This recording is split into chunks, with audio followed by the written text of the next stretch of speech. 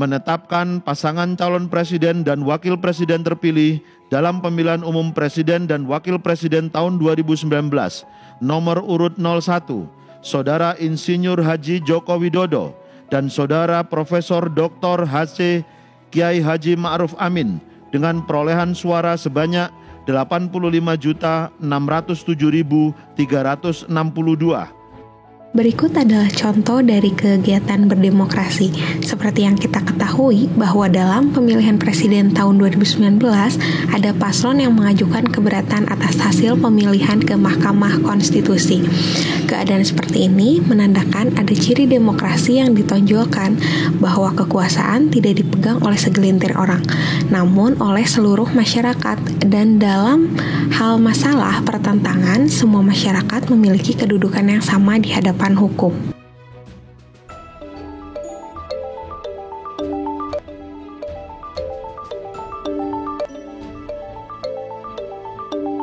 Demokrasi berasal dari dua kata dalam bahasa Yunani, yaitu demos yang berarti rakyat dan kratos atau kratein yang berarti pemerintahan, sehingga demokrasi dapat diartikan sebagai pemerintahan rakyat. Hal tersebut dapat diartikan bahwa dalam sebuah negara, demokrasi kekuasaan tertinggi berada di tangan rakyat dan dijalankan langsung oleh rakyat atau wakil-wakil yang mereka pilih di bawah sistem pemilihan bebas.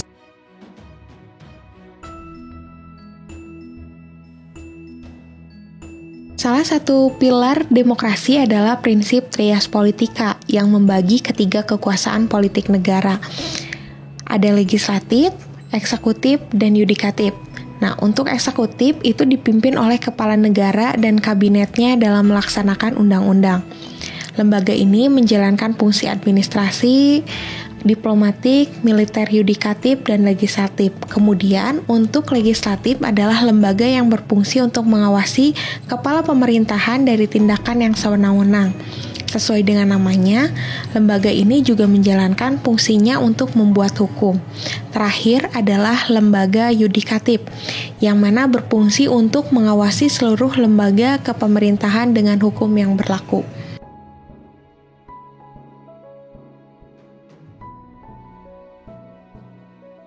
Dalam pandangan Abraham Lincoln, demokrasi adalah suatu sistem pemerintahan dari rakyat, oleh rakyat, dan untuk rakyat.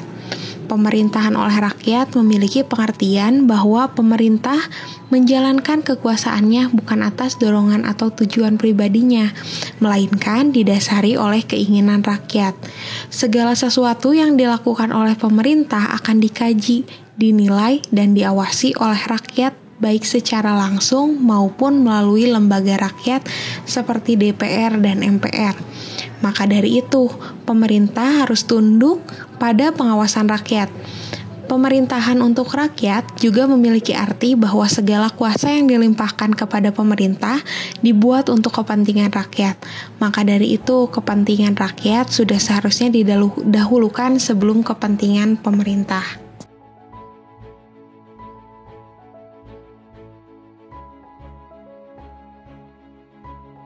Dalam pelaksanaannya, demokrasi hampir dilaksanakan oleh seluruh negara di dunia. Namun, dalam pelaksanaannya dilakukan sesuai dengan sudut pandang masing-masing negara yang mengacu pada jenis pemerintahan atau struktur sosial yang memungkinkan orang untuk berpartisipasi secara langsung ataupun tidak langsung. Berdasarkan ideologi, demokrasi dibagi menjadi dua. Yang pertama yaitu demokrasi konstitusi. Demokrasi jenis ini sengaja dirancang agar hak-hak kaum mayoritas benar-benar terjamin dengan membuka ruang bagi siapa saja, termasuk kalangan mayoritas, untuk menyampaikan apapun pandangan dan gagasannya. Selain itu, demokrasi ini juga berupaya dengan sebaik mungkin untuk mengatur konstitusi negara agar konstitusi yang dibuat bisa memiliki dampak yang positif terhadap kemajuan negara. Secara kinerja, juga agar kinerja pemerintahannya didasarkan pada konstitusi yang berlaku.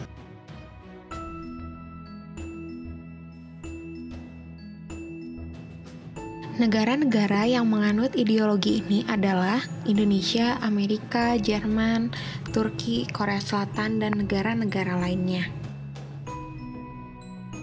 Selanjutnya, ideologi demokrasi yang kedua adalah demokrasi rakyat, adalah demokrasi yang dilandasi oleh paham sosialis, komunis, yang mengutamakan kepentingan negara, tapi mengabaikan kepentingan perseorangan.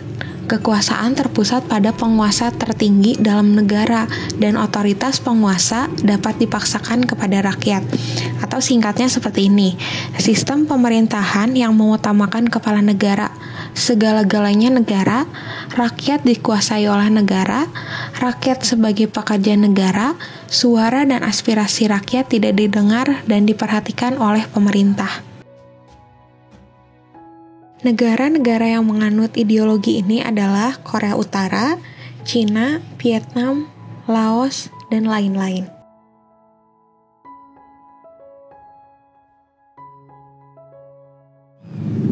Sampai sekarang, demokrasi mengenal dua cara pengambilan keputusan publik, yaitu melalui langsung maupun diwakilkan. Demokrasi langsung yaitu paham demokrasi yang mengikutsertakan setiap warga negaranya dalam permusyawaratan untuk menentukan kebijaksanaan umum, negara, atau undang-undang secara langsung. Selanjutnya ada demokrasi tidak langsung, yaitu paham demokrasi yang dilaksanakan melalui sistem perwakilan atau pelaksanaan pemilihan umum. Prinsip demokrasi dan prasyarat dari berdirinya negara demokrasi yang telah terakomodasi dalam Konstitusi Negara Kesatuan Republik Indonesia pada dasarnya memiliki prinsip, yaitu yang pertama, adanya kedaulatan di tangan rakyat. Maksudnya apa? Kedaulatan di tangan rakyat maksudnya adalah kekuasaan tertinggi berada di tangan rakyat.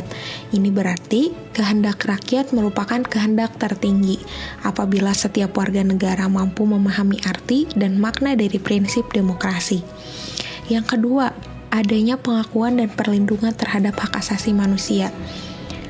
Pengakuan bahwa semua manusia memiliki harkat dan martabat yang sama dengan tidak membeda-bedakan baik jenis kelamin, agama, suku, dan sebagainya. Pengakuan akan hak asasi manusia di Indonesia telah tercantum dalam Undang-Undang Dasar 1045 yang sebenarnya terlebih dahulu ada di Deklarasi Universal PBB mengenai hak asasi manusia. Yang selanjutnya yang ketiga, adanya pemerintah berdasarkan hukum atau konstitusi. Pemerintah berdasarkan sistem konstitusional dalam hukum dasar dan tidak bersifat absolut atau kekuasaan yang mutlak dan tidak terbatas. Sistem konstitusi ini lebih menegaskan bahwa pemerintah dalam melaksanakan tugasnya dikendalikan atau dibatasi oleh ketentuan konstitusi. Yang selanjutnya adalah peradilan yang bebas dan tidak memihak. Setiap warga negara memiliki hak untuk diperlakukan sama di depan hukum, pengadilan, dan pemerintah tanpa membeda-bedakan jenis kelamin, ras, suku, agama, kekayaan, pangkat, dan jabatan. Dalam persidangan di pengadilan, hakim tidak membeda-bedakan perlakuan dan tidak memihak si kaya, pejabat, dan orang yang berpangkat. Jika mereka bersalah, hakim harus mengadilinya dengan memberikan hukuman yang sesuai dengan kesalahannya. Pengambilan keputusan atas musyawarah. Maksudnya bahwa setiap pengambilan keputusan itu harus dilaksanakan sesuai musyawarah untuk mencapai mufakat. Nah, yang keenam, adanya partai politik dan organisasi politik. Nah, dengan adanya partai politik dan sosial politik ini berfungsi juga untuk menyalurkan aspirasi rakyat. Selanjutnya ada pemilu yang demokratis. Pemilihan umum merupakan sarana pelaksanaan kedaulatan rakyat dalam negara kesatuan Republik Indonesia berdasarkan Pancasila dan Undang-Undang Dasar Negara Republik Indonesia.